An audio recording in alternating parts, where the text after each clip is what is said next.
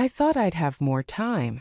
That was the first thought that formed, heavy and disoriented. As I drifted awake beneath the hospital's fluorescent lights, I remember the cold, distant beeping of monitors and the gentle hush of rain on the window. Pain pulsed behind my eyes. My body felt strange, heavier than I remembered. I tried to speak, but my lips were cracked and the words stuck in my throat.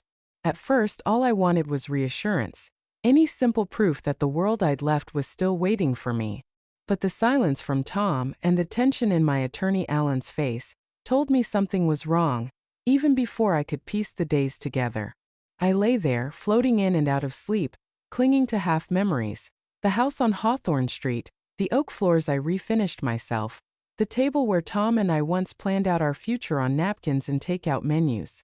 Now all of it felt impossibly distant, like a movie I'd fallen asleep watching. My name is Alice Porter. I'm 37 years old, an architect living in Portland, Oregon. For the last decade, I've run a boutique design firm with my husband, Tom. We shared a home, a business, and I thought a life built on trust and structure. On paper, I was always the careful one. 60% of our company's shares in my name, airtight contracts for every asset, always a backup plan, always a contingency. I never planned for betrayal. It's a strange kind of grief, waking up to find your old life quietly erased while you were too weak to stop it. The day Alan brought me the documents, a PDF on a hospital tablet, trembling slightly in my hands, I felt a different pain. Not the ache of my broken ribs, but the shock of loss. Tom had sold our house, my house. He'd used the emergency power of attorney we set up years ago, for household emergencies only. And he'd done it while I was in a coma, barely clinging to the world. The buyer was an old college friend of his, a detail that stung in its familiarity, like salt in a wound. The rain kept falling outside my window. Alan's voice was careful, measured. You still have options, Alice. You weren't competent to authorize any transaction. Your prenup has a fraud trigger. We're moving fast, but you need to brace yourself. This isn't going to be easy. I pressed my palm to the screen, tracing the digital signature. The world spun, but something inside me began to harden. Not just anger or sadness, but a steady resolve. I'd spent my career helping other people protect their property. Now it was time to save my own. I stared at the document again, willing the words to rearrange themselves into something less permanent. Date of sale, June 2, 2023. Seller's signature, Thomas Porter, acting by power of attorney. Buyer, Samuel Lowell. The address was mine, our old address, the one with the creaky stairs and the wild roses in the front garden. Gone with a few lines of legalese and a digital scribble. Alan watched me closely. It's not final, Alice. The buyer hasn't resold. Your prenup's fraud clause lets us freeze this if we act now. For a while I didn't answer. My mind replayed everything I could remember. Birthday dinners at the big table, Tom's shoes by the door, blueprints spread over the kitchen island, our cat sleeping in a sunbeam. It's funny how memory works. In the hospital bed, every sense is sharpened. The feel of the 4 tape on my arm, the sterile smell, the roughness of hospital sheets. I was alive, but pieces of my world had been quietly moved while I was gone. Alan must have thought I'd shut down completely. He shifted in the vinyl chair, cleared his throat. Alice, we can fight this, but you have to help me. Tell me every detail you remember, bank accounts, passwords, documents you signed. Anything that could prove your intent. I nodded, though my voice still wouldn't come. I scrawled notes in shaky handwriting. Trust document in drawer. Power of attorney copy in safe. Prenup on file at Alan's office. My mind raced with every checklist I'd ever made for clients. If you're incapacitated, make sure someone you trust can act for you, but don't let it be open-ended. I'd written that line in so many contracts. I'd lectured about it at local meetups. Now my own advice echoed back, a bitter comfort. As the morphine faded, the shock settled into anger, then into something colder and more useful. Focus. I started asking for things.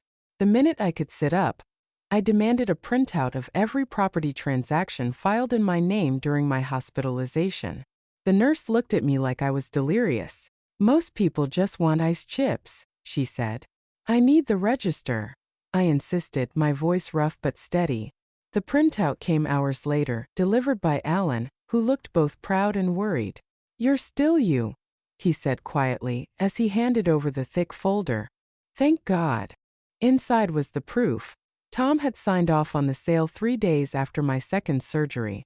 The buyer, Sam Lowell, had already listed the house as pending on a real estate site, but the title hadn't transferred yet. There was a clause, handwritten in the margin, about emergency authorization. My hand shook as I read it, but not from weakness, from rage. I took a deep breath, pushing through the pain in my chest. "File the injunction. Today." Alan nodded. "Already working on it. I'm calling your doctor for a capacity statement, too." The nurse hovered at the door. "You need to rest, Alice. The more you stress, the longer it'll take to heal." But the truth was I couldn't rest. Not yet. Not with everything I'd built. My home, my firm, my future. Dangling by a thread. Just because someone I once trusted decided it was more convenient to move on. By the next morning, we had filed a temporary hold on any registration changes for the property. The court issued an emergency freeze, barely in time. Sam's agent tried to push through a transfer, but the digital lock stopped him cold. I asked Alan to check every transaction Tom had made since my accident, every login, every payment. That's when I discovered the corporate funds withdrawals. Tom had accessed our firm's accounts, moving money into personal loans, card payments, even a car lease. My name was still on everything. I felt a new wave of nausea, not just from pain meds but from humiliation and betrayal. My voice was getting stronger. I called the bank myself, explaining the situation, sending scans of the prenup, the trust document, even my hospital admittance papers. The compliance officer promised to review. Within hours, Tom's personal and joint accounts were flagged for suspicious activity and frozen. In the middle of this storm, I barely had a moment to process my emotions. It was all action, reaction, and more action. But at night, when the hospital quieted down, I found myself staring at the city lights through my window, feeling small and raw and strangely determined. This wasn't just about the house. It was about every contract I'd ever drafted, every client I'd ever protected. Now it was my turn to fight for myself, even if my hand still trembled when I tried to hold a pen. I pressed my thumb to the hospital's biometric login and sent one more email. To Alan, subject: new evidence, Tom's wire transfers. Let's add this to the suit. I want everything documented. And for the first time since waking up, I realized, whatever else happened, I wasn't powerless. Not anymore. The days that followed blurred into a strange rhythm. Legal paperwork, doctors making their rounds, the low hum of machines in my room, and the endless echo of my own thoughts. I watched the world move on through a hospital window that didn't open. Morning brought a tray of eggs I barely touched. Night brought Alan's updates and Tom's silence. I kept asking myself the same question. How did it come to this? I was the one who'd always been cautious, always preparing for every risk. My name is Alice Porter, and for as long as I can remember, I've tried to design my life the way I design buildings, solid, layered, with no hidden faults. But you can't account for everything. Not for the moment your world shifts, not for the people who change when they think you can't fight back. Each time Alan arrived, the folder he carried seemed a little thicker. He sat by my bed, reading out news like a messenger at court. Judge approved the injunction. The house can't be transferred. I nodded, quietly marking that victory in my mind. One less thing to lose. The hospital gave me more time than I wanted to think. I replayed the last conversation I'd had with Tom before the accident, ordinary, even boring. He'd asked about a plumbing repair, then turned back to his phone. I remembered the way he used to say, "Don't worry, Alice. I'll handle the small stuff." And I let him. Too busy, too trusting. A decision I'd made so many times with clients, never give someone blanket power of attorney, felt like a cruel joke now that I'd ignored it in my own life. My body ached in new ways each day, but the sharpest pain was knowing how easily I'd been erased from my own story. In the quiet hours, I started keeping my own records, notes on what happened and when, names, numbers, questions for Alan, ideas for rebuilding. Every detail mattered. That's the thing about surviving something traumatic. Your world narrows, then sharpens. You stop waiting for other people to fix things. You start pulling at every thread you can reach. Alan brought news from the firm. I accessed your account. Tom tried to move more shares, but the board froze everything after your email. I asked to see the records myself, scrolling through digital logs with shaking hands. The familiar software comforted me. At least here, numbers didn't lie. I found Tom's attempts to reroute money from project accounts, found timestamps, saw when he'd switched passwords. I saved screenshots, emailed backups to myself, added every line to our legal file. It became a mantra. Document everything. Trust nothing. My mother called every day, her voice soft and brittle. "Do you want me to come?" she'd ask. "No," I always said. "I need to focus." In reality, I didn't want her to see me like this, weak, furious, and not yet whole. I wanted to have news worth sharing before I let her back into my world. The real test came when the bank's fraud team finally called me on a gray Thursday morning. I braced myself, notebook in hand, ready to defend every detail. "We've reviewed your documents, Ms. Porter," the officer said. "Given the medical records and the restrictions in your prenup, we're escalating this. All disputed funds and assets are frozen until a judge reviews the claims." Relief, sharper than any painkiller, washed over me. It was only a first step, but it meant my life wasn't gone. Just paused, waiting for the truth to catch up. Alan was almost giddy when I told him. That's the break we needed. Now we focus on the real estate deal. The buyer's getting cold feet. Nobody wants to be in the middle of a lawsuit. At night, I lay awake tracing the outline of the scar under my collarbone, the physical proof that I'd made it through the worst. Tom hadn't called, hadn't written, hadn't tried to visit. The silence stung but also made things easier. No half apologies, no attempts to rewrite the story. Just a clean, sharp break. A week after I woke up, the court date arrived, a phone hearing. I sat propped up on stiff pillows, Alan on speakerphone, my voice steadier than I expected as I answered questions from the judge. I explained the timeline, the accident, the coma. The power of attorney meant for routine matters only. I could hear the other side's lawyer flipping pages, searching for a loophole. There wasn't one. When the judge announced the freeze on the house and ordered an independent review of all transactions, I let out a long breath. Alan congratulated me, but I barely heard him. I was already thinking about the next steps: recovering the company shares, reversing the cash transfers, making sure Tom's debts didn't stick to my name.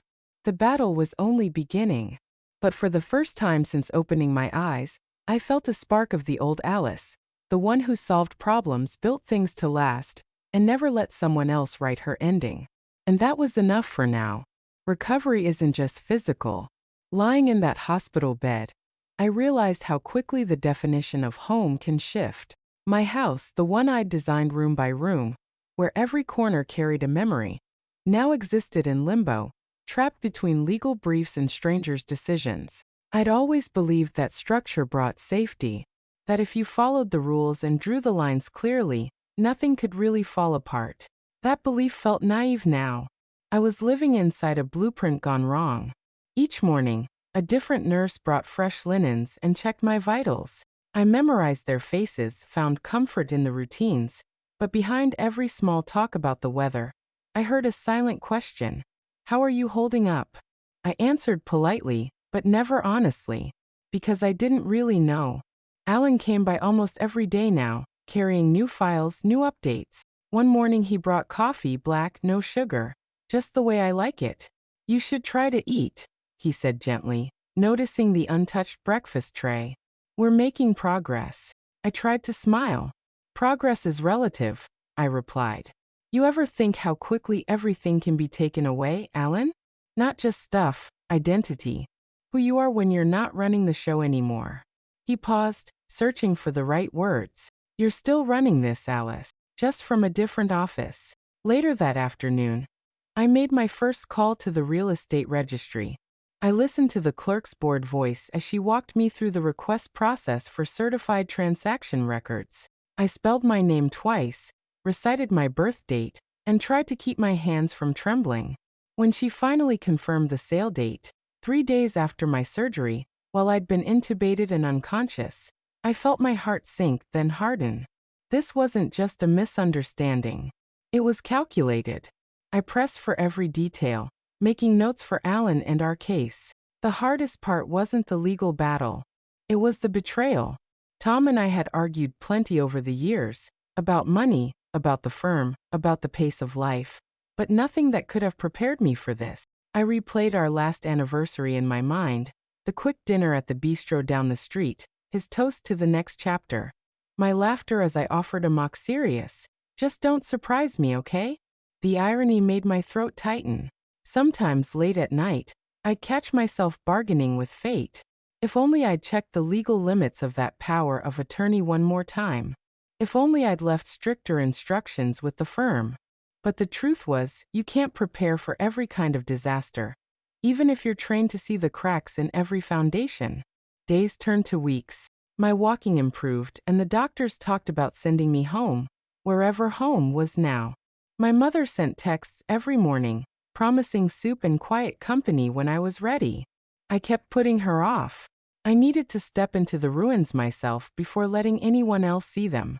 Meanwhile, Alan's updates became cautiously optimistic. The court was treating Tom's transactions with suspicion. The firm's board backed my claim, and the new owner of the house wasn't answering legal requests, probably realizing the deal would never stick. Tom had gone silent. Friends who once invited us to dinners now sent me awkward, well-meaning messages. "Thinking of you, hope you're okay." I answered few of them. Some bridges are too singed to cross right away. On a rain-soaked Thursday, my discharge papers arrived. The nurse wheeled me out to the curb, where Alan waited with his old sedan. My world felt both shrunken and wide open, as if every step outside was a risk. As we pulled up to my old street, I braced myself for the sight of the house, my house, now just a line in a court file. I could barely look as we passed. Instead, I focused on what I could control. I had a list: change passwords, retrieve firm access, schedule appointments with the forensic accountant, call the trauma therapist my doctor recommended. All small things, but each one a brick in a new wall between me and what Tom had tried to take.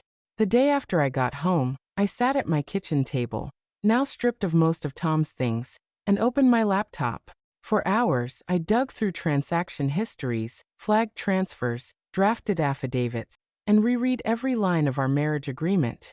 My old precision came back, not as comfort but as a weapon. I made a promise to myself. If I survived this, I'd help others avoid the traps I fell into. Outside, rain streaked the window panes, blurring the city lights. Inside, the house was quiet except for the sound of me typing, reclaiming my life one document at a time. And somewhere in that process, buried in legalese and loss, I started to remember who I was before the accident, before the betrayal. Not just someone who built houses, but someone who knew how to rebuild herself no matter how bad the collapse. My first morning back in the house felt like moving through a memory that didn't quite fit. The air was musty, faintly sweet with old lilies Tom had left to wilt on the sideboard. I noticed the little things first. A stack of unopened mail, the coffee mug I'd left in the sink, his jacket missing from its hook by the door. The place felt both familiar and violated, like someone had rearranged the furniture in my mind. I made tea and sat by the window, staring at the backyard that had once been our sanctuary. I watched a squirrel dart across the fence, its tiny world untouched by divorce papers or bank transfers. For a moment I envied its ignorance. Then I reminded myself, I couldn't afford to be numb. Not anymore. Every hour brought another task, another knot to untangle. I called the real estate office, confirming the legal freeze on the house. They were polite but brisk, repeating the same phrase I'd heard all week: pending litigation. I wondered if they knew the details, if they'd heard the rumors. Woman in a coma, husband cashes out, it's all going to court. The firm was worse. My login was still active, but the shared folders told a different story. Tom had tried to lock me out of key documents, but I had built the system and knew its every backdoor. I found the traces of his transfers, small, careful withdrawals to his personal accounts, disguised as vendor payments.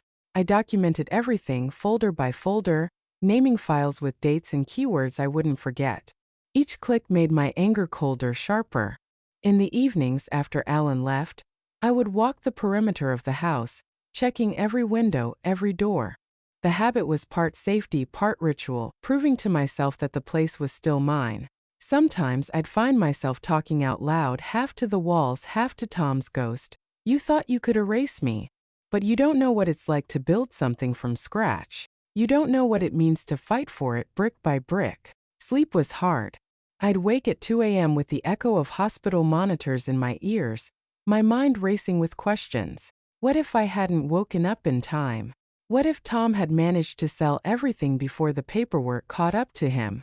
What if the court decided in his favor? Each fear was met with stubborn defiance. I'd lost enough already. I wouldn't lose the rest. A week after coming home, the court set the first hearing. Alan came over with coffee and a folder thick with evidence. We sat at the dining table, our conversation brisk and technical. He went through the plan.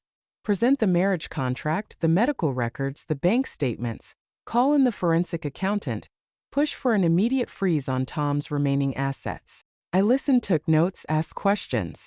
But part of me drifted, remembering the early years with Tom, when we dreamt up the company together, sketched houses on napkins, laughed about how we'd grow old arguing over floor plans. I felt the loss of that partnership like a phantom limb, but there was no time for nostalgia. I had to think 3 moves ahead. That night, I drafted a letter to my employees, carefully worded. The firm is secure. Our leadership remains stable. All projects are proceeding on schedule. I knew they'd heard rumors. I needed them to believe in me, not just as their boss, but as someone who wouldn't let a crisis pull down everything we'd built. The day before court, I spent an hour in the shower, letting the hot water wash away the grime of doubt. I put on my favorite Navy suit, the one I'd worn the day we landed our biggest contract. As I looked in the mirror, I forced myself to stand tall, to square my shoulders. I wasn't just fighting for a house or a company or a bank account. I was fighting for my name, my future, the version of myself that refused to be written out by someone else's cowardice. When Alan picked me up that morning, he didn't try to offer false comfort. He just squeezed my shoulder as I got into the car. You've got this, Alice. He's not ready for what's coming. I nodded, exhaled, and for the first time since waking up, I believed him. The courthouse in downtown Portland looked exactly as I remembered. Gray stone, tall windows, the kind of building meant to make people feel small. As I walked through the doors, briefcase in hand, I caught my reflection in the glass. There were new lines at the corners of my mouth, a sharpness in my eyes that hadn't been there before. But I also saw something steadier, a kind of resolve that only comes from being hurt and getting back up anyway. Inside, the corridors buzzed with nervous energy. Lawyers paced, clutching files. Clerks moved briskly from room to room. Tom stood near the elevators, flanked by his attorney. He looked thinner than I remembered, his usual easy confidence replaced by something tight and wary. Our eyes met briefly. I gave nothing away. The hearing room was small, more functional than grand. I sat beside Alan, laying out our files with hands that only trembled a little. The judge, gray-haired, unreadable, called us to order. Tom's lawyer opened first, rattling off a string of legalisms about power of attorney and good faith actions during medical emergency. I watched Tom's knuckles go white as he gripped the table. For a second, I wondered if he felt even a fraction of the betrayal that I did. Alan stood and spoke clearly, every word weighed and deliberate. He presented the marriage contract, highlighting the mutual consent clause. He submitted my medical records, the doctor's note describing my condition, medically incapacitated, incapable of informed consent at the time of transaction. There was no drama, just a cold, logical sequence of facts. But each one felt like a stone added to a wall between Tom and me. A wall he'd started, but I was determined to finish. I took the stand. My heart pounded, but my voice was even. I described waking up, realizing what had happened. I talked about the house, the business, the trust we'd built, how it all unraveled while I was unconscious in a hospital bed. I let myself feel the anger, but I didn't let it spill over. If I was going to win, I had to be calm, clinical, almost detached. That's how you survived in a world where people think a signature is just a line on a page. The cross-examination was quick but pointed. Tom's lawyer tried to poke holes. implied I'd been controlling, that I was too focused on legalities and not enough on family trust. I didn't flinch. Trust is built on honesty and respect, I answered. Not on backroom deals made when one partner can't even speak for herself. When it was Tom's turn, he looked everywhere but at me. His voice faltered as he talked about debt, doing what he thought was best. At one point, he tried to sound regretful, but it came out hollow, a rehearsed performance, not real remorse. I wondered if he'd always been this good at self-pity, or if desperation had simply brought out what was already there. By noon, the judge called for a recess. I stepped into the hallway, exhaling shakily. Alan handed me a bottle of water and gave a small, encouraging nod. I leaned against the cool marble wall, letting my pulse settle. It wasn't over. Not yet, but I could feel the momentum shifting. Tom's team was rattled. Even his lawyer's questions grew scattered and sharp. Back in the courtroom, Alan presented the bank records, transfers, dates, amounts. Each transaction told its own story. Money shifted out while I was in the hospital, assets reallocated to cover debts that had nothing to do with me. The judge listened in silence, expression unreadable, but at one point, I saw her lips tighten in what might have been disapproval.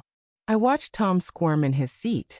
Part of me wanted to look away, to shield myself from the sight of someone I once loved reduced to this. But another part, the part that woke up fighting, refused to grant him that mercy. I kept my gaze steady, thinking, this is what it means to defend what's yours, even when it's painful. Especially when it's painful.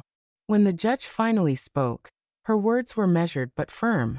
She would need time to review the documents in full. No action on the house, no transfers, no new sales. Everything would stay frozen, at least for now.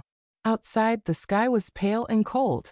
Alan and I walked the length of the block in silence, then stopped at a cafe for coffee neither of us really wanted. I wrapped my hands around the cup, willing the heat to seep in. Whatever happens next, you showed up, Alan said quietly. That matters. You made your case. I nodded, eyes fixed on the swirl of milk in my coffee. I didn't feel victorious, just empty and tired but determined. For the first time in weeks, though, I felt something new flickering at the edges of that exhaustion. Hope. And that, I realized, was enough to keep going.